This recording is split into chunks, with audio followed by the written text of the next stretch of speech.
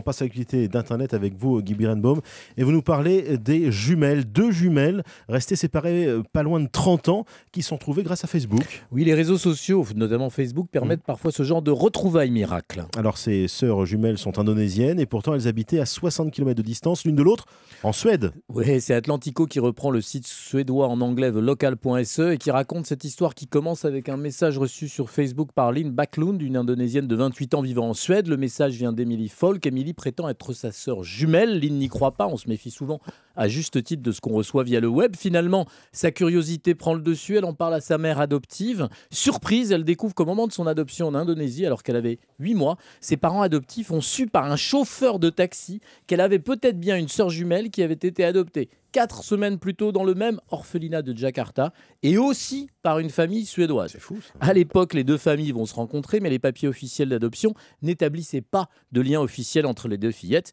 qui en plus ne se ressemblent pas. Les familles n'insistent pas. 26 ans plus tard, c'est un simple message sur Facebook qui donne une seconde chance aux deux sœurs. Un test ADN confirme le web miracle. Et là, les coïncidences s'accumulent. Elles habitent à 60 km de distance. Elles sont toutes les deux institutrices.